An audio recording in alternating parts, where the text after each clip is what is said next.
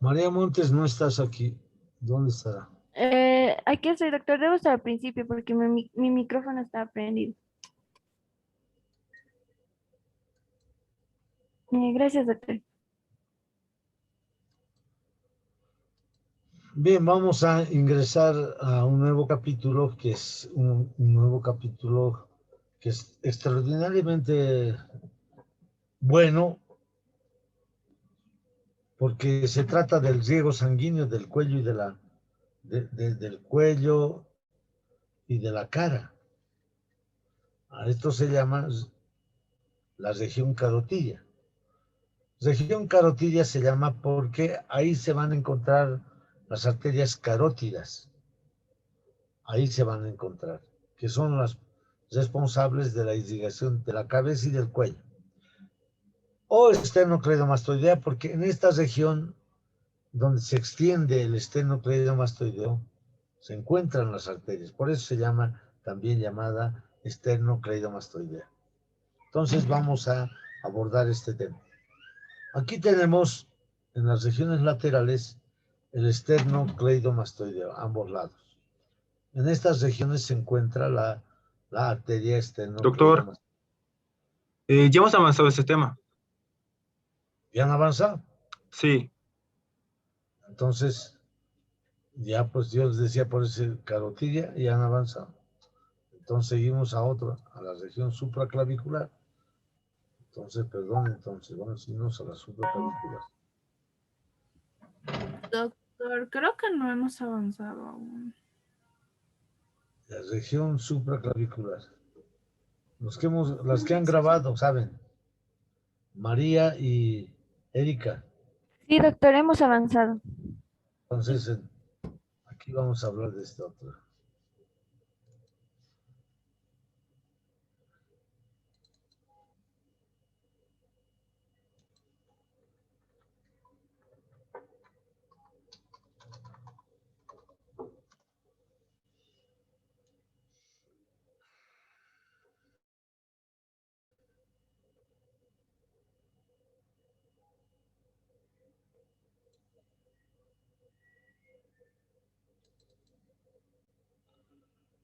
Entonces, vamos a hablar aquí. Entonces, vamos a hablar de la región supraclavicular. Su nombre indica supra, que quiere decir encima de, clavicular, encima de la clavícula. Entonces, es esta región que vamos a estudiar en el cuello. Esta región supraclavicular, ustedes pueden verse en el espejo, igual así como están viendo acá, y van a encontrar que hay una región detrás del esternocleidomastoideo que se llama región supraclavicular, que tiene una forma triangular externamente. ¿Ya? Si ustedes se fijan, parece un hueco, por eso también se lo llama hueco supraclavicular. Hueco supraclavicular también se llama. Está delimitado por delante por el esternocleidomastoideo, por abajo por la clavícula y por atrás por el músculo trapecio. Entonces, adelante esternocleidomastoideo, atrás el trapecio y abajo la clavícula. Este es el hueco supraclavicular. Si bien se ve como si fuera un hueco, esta región va a tener una forma de una pirámide triangular. Aquí en color rojo pueden ver ustedes el esternocleidomastoideo, la región esternocleidomastoidea.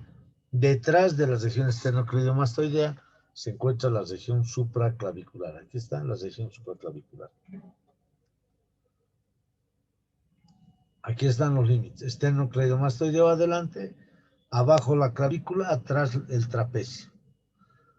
Ahora, el vértice está superior, la base es abajo. La base es inferior y vértice superior. Va a tener tres caras, como les digo, una pared interna que está formada por los escalenos, aquí están viendo, una pared posterior formada por el trapecio y una pared anterior por la piel el tejido celular subcutáneo. Entonces, este es el triángulo supraclavicular. ¿Qué vamos a estudiar en este triángulo supraclavicular? Vamos a estudiar esto, aquí.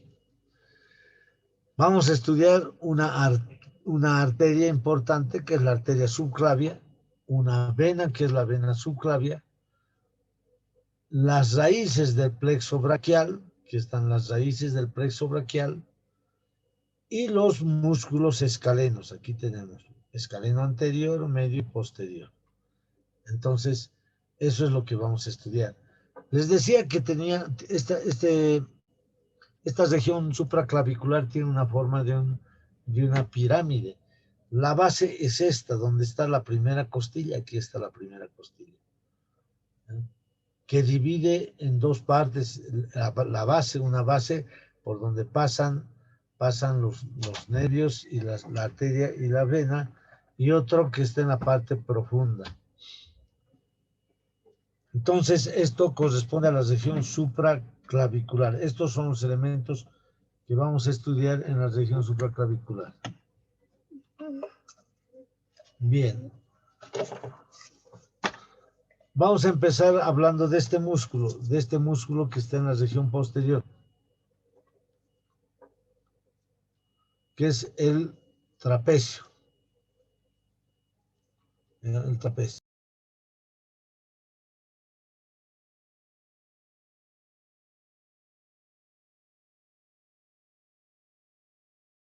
El trapecio, su nombre indica, recibe el nombre porque tiene una forma trapezoidal.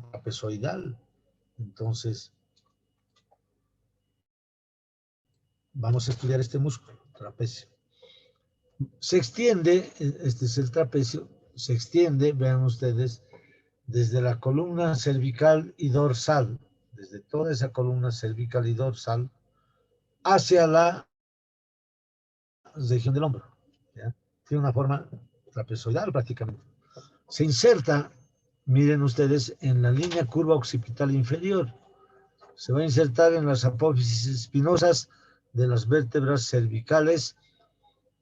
Esta es la porción superior. Aquí es la porción superior.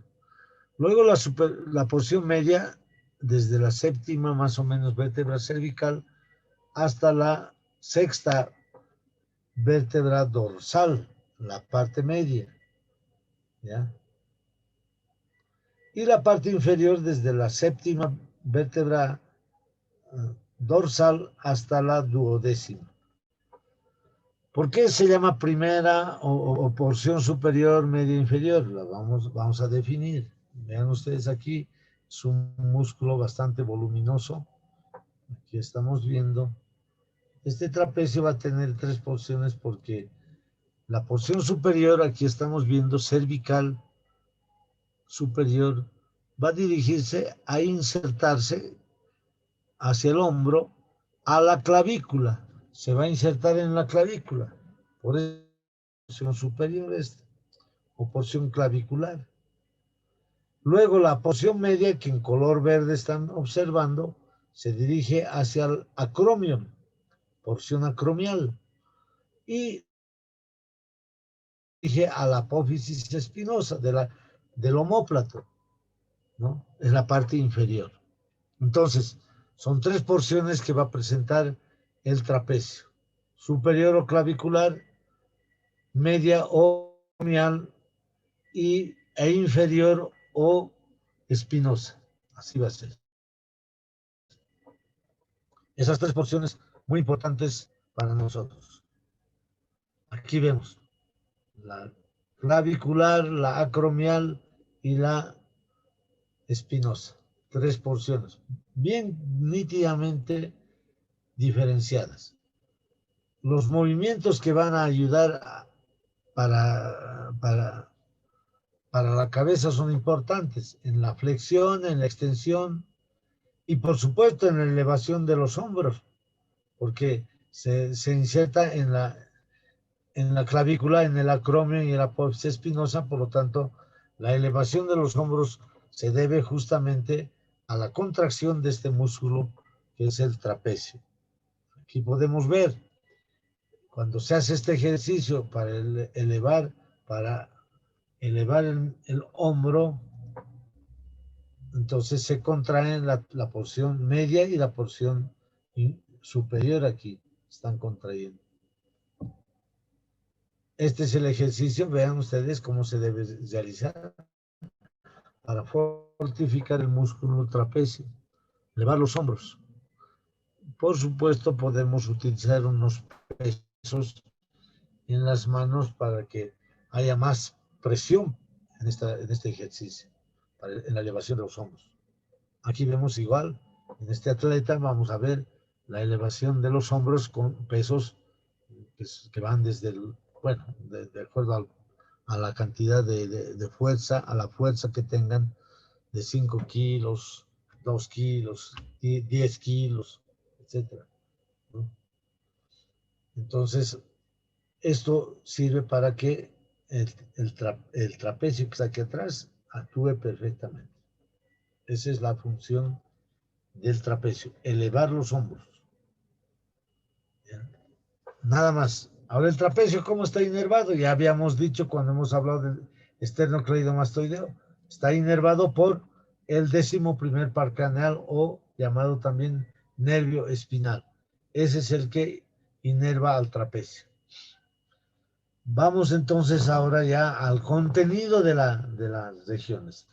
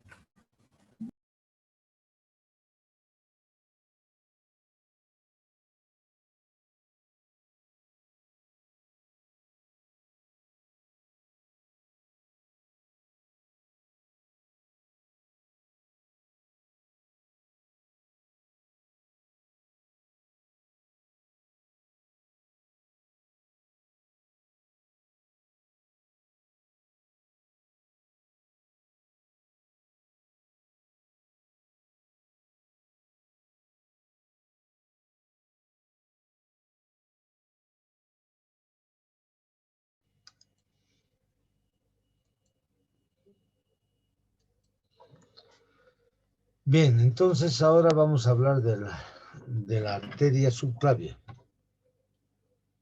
Aquí tenemos la arteria subclavia. Ya habíamos hablado cuando nos hemos referido a las carótidas que la arteria subclavia derecha nace del tronco arterial brachiocefálico, mientras que la subclavia izquierda nace del callado de la aorta, callado aórtico. Entonces ya sabemos los orígenes y ahora vamos a hablar de esta arteria. Esta arteria subclavia, su nombre indica, sub quiere decir debajo de, clavia debajo de la clavícula. Es decir, para que nosotros podamos encontrar la arteria subclavia, cuando estamos trabajando nosotros haciendo disecciones en las piezas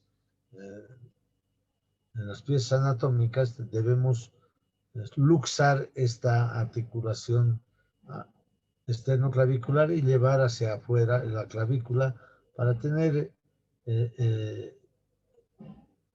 a mano, se puede decir, de la arteria subclavia.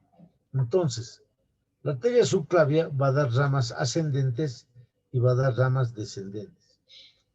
Principalmente las ascendentes. Vamos a empezar por las ascendentes. Aquí la primera rama más importante es esta que está ascendiendo, que se llama la arteria vertebral.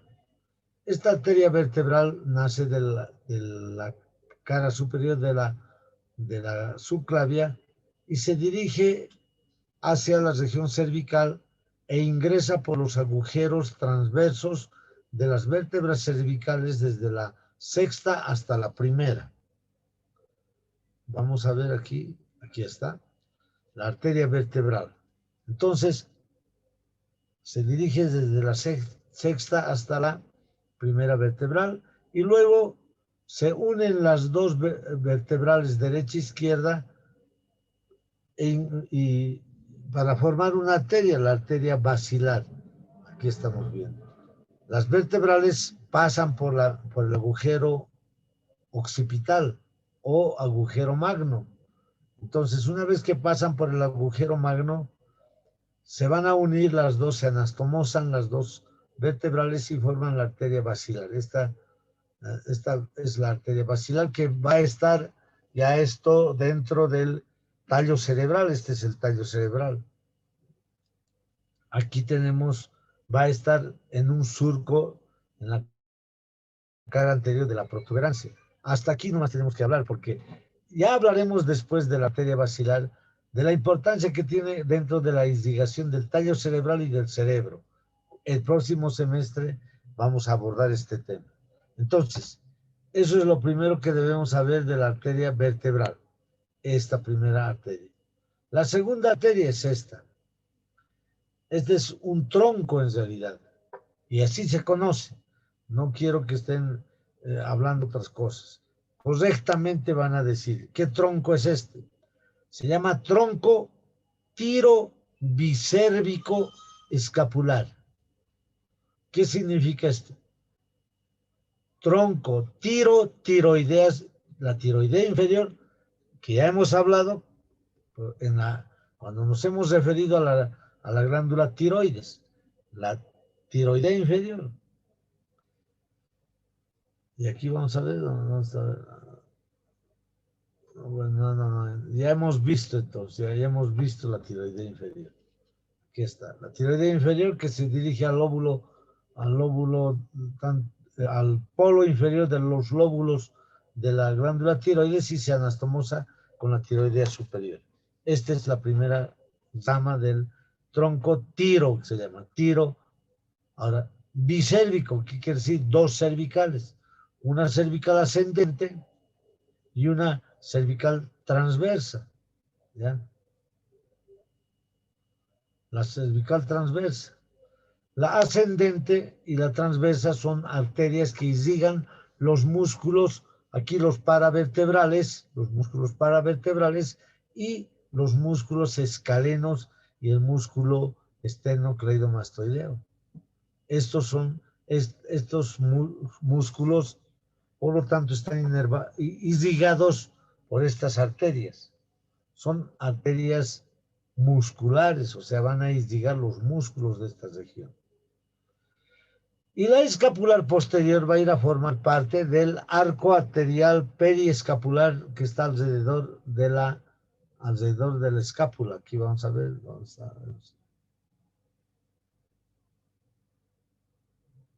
Bueno, aquí está. Este es el escapular posterior. Aquí está. Va a ir a la parte posterior de la escápula para ir a pertenecer a un círculo arterial que está en todo alrededor de la escápula. Se llama el círculo arterial periescapular. Ahí se dirige la escapular posterior. Entonces, hasta ahí tenemos el tronco tirobicérvico escapular. Entonces, estas dos ramas ya las hemos estudiado. Ahora estudiamos la rama que desciende. ¿Ya? Esta rama que está descendiendo, que está bajando, se llama mamaria interna. ¿Ya? Entonces, la mamaria interna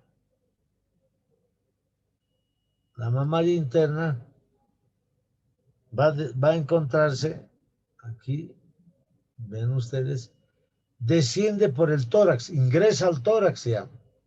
Va a ingresar al tórax y va a dar unas ramas primero a la glándula mamaria. Serán ramas mamarias de la mamaria interna o torácica interna. Sigue descendiendo y va a dar dos ramas. Una rama que va a ir a irrigar el diafragma, por eso se llama musculofrénica o diafragmática superior. Y finalmente va a dar esta otra rama que se va a dirigir a la pared anterior del abdomen como arteria epigástrica superior. Y eso vamos a ver aquí. Aquí está. Aquí está dando las ramas mamarias. ¿Ya? Luego va a dar las musculofrénica al diafragma y la epigástrica inferior que está viniendo aquí, que se anastomosa con la epigástrica superior, perdón, que se anastomosa con la epigástrica inferior, rama de la ilíaca externa. Aquí está la ilíaca externa que va a dar la epigástrica inferior y se anastomosa con la epigástrica superior, rama de la mamaria interna en la pared abdominal. Esta es una gran anastomosis de desniego sanguíneo entre el sistema de la subclavia y la ilíaca externa. Muy importante. Cuando estemos en abdomen también vamos a volver a reiterar esta anastomosis. ¿Ya? Bien, entonces tenemos ahí, ahora una aplicación muy importante de la mamaria es esta. Aquí. Esto cuando estamos hablando del corazón vamos a volver a reiterar. Cuando hay un infarto de miocardio por obstrucción de la arteria coronaria, aquí están las coronarias, se ha obstruido la coronaria, no llega la sangre más allá, entonces se puede echar mano a esta arteria, que es la arteria mamaria interna, y se lleva al lugar donde falta el riego sanguíneo para mejorar el riego sanguíneo de esa zona que no hay sangre. Entonces, a esto se llama un bypass. Esto es un puente que va a haber así. Un puente que va a haber de la mamaria interna hacia las coronarias. Directamente toda la sangre va a pasar aquí. ¿Ya? Vamos a hablar de los bypass, del infarto del miocardio, de las cirugías, cuando estemos hablando del corazón, pero esta es una de las variantes que se hace dentro del tratamiento de las coronariopatías. De eso vamos a hablar. ¿Ya? Miren aquí la escapular posterior, ¿no? La escapular posterior o la supraescapular va a ir a formar parte, aquí viene, del arco arterial, este es el arco arterial periescapular. ¿Ya? Bien. Entonces, hasta ahí la arteria.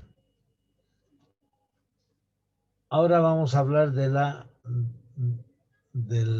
los nervios, del plexo braquial.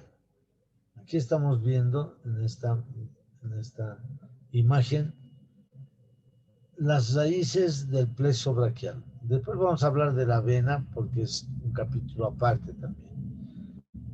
El plexo braquial se encuentra, o los orígenes se encuentran entre el escaleno anterior y el escaleno medio. Entre ambos músculos nacen las raíces del plexo braquial. Entonces, ¿cuáles son las raíces del plexo braquial? Aquí vamos a ver. Aquí se ve C5, C6, cervical 5 quiere decir, cervical 6, cervical 7, cervical 8, cervical 9. Son raíces nerviosas que salen de la médula espinal. Pero mejor que ese cuadro más esquemático vamos a tener aquí. ¿Ya? Este esquema vamos a tener. Cervical 4 va a dar una rama muy importante que va a venir así, que es el nervio que va a descender hasta el diafragma. Es el nervio frénico que va a dar. ¿Ya? Es el nervio que nace en el cuello y va cerca entre el tórax y el abdomen, hasta ahí va a descender. Nervio frénico que nace de cervical 4. Entonces, cervical 5 y 6 se unen en un solo tronco. Y a esto se llama primer tronco primario. Aquí, este es el primer tronco primario o tronco primario superior. La cervical 7, independientemente sola, esta raíz va a ir a formar el segundo tronco primario o tronco primario medio. Y la unión de cervical 8 y torácica 1 forman el tercer tronco primario o tronco primario inferior. Entonces, hasta aquí forman los troncos primarios. De estos troncos primarios van a desprenderse dos raíces cada una. Aquí tenemos ramas anteriores y ramas posteriores. Las ramas anteriores son de color lila y las ramas posteriores de color verde. Entonces, las ramas anteriores del primer tronco primario y del segundo tronco primario se unen y forman el tronco secundario anteroexterno. Tronco secundario anteroexterno. El tronco, el tercer tronco primario va a formar por su cuenta el tronco secundario anterointerno. Este es el tronco secundario anterointerno. Entonces tenemos dos troncos secundarios, anteroexterno y anterointerno. Las raíces posteriores de los tres troncos primarios van a unirse y van a formar el tronco secundario posterior aquí atrás. Entonces, hasta aquí se encuentra en la región supraclavicular. Más allá ya se denominan las raíces o las ramas terminales del plexo braquial, que van a ir al miembro superior. Ahí tenemos el nervio musculocutáneo, el axilar o circunflejo, nervio radial, nervio mediano, nervio cubital, el braquial cutáneo interno, antebraquial cutáneo interno, las ramas que van a ir a los músculos del hombro, etcétera, etcétera. Hasta aquí, entonces, hasta este lugar, hablamos nosotros de las raíces del plexo braquial. De aquí para allá cuando estemos hablando de la inervación del miembro superior, vamos a referirnos a todos estos nervios que son ramas terminales del plexo braquial. Ahora, es importante que sepamos esto y podamos aplicar en la práctica, podamos aplicar nosotros, aquí vean ustedes, en la práctica vamos a poder aplicar nuestros conocimientos para hacer bloqueos tronculares del plexo braquial. En anestesiología ustedes van a darle su aplicabilidad aquí. Por ejemplo, para bloquear estos nervios vamos a trazar una línea transversal desde la región por encima del cartílago cricoides, ¿no? Vamos a dirigir una línea, ¿no? Aquí ya está el cartílago tiroides transversal y vamos detrás del esternocleidomastoideo, que es este.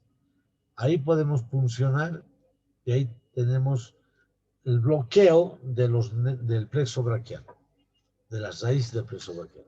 Se nos va a terminar la sesión y vamos a continuar la próxima clase, jóvenes, para concluir la supraclavicular. Mañana vamos a continuar y vamos a seguir con la evaluación también de algunos que quedaban de la región del cuello.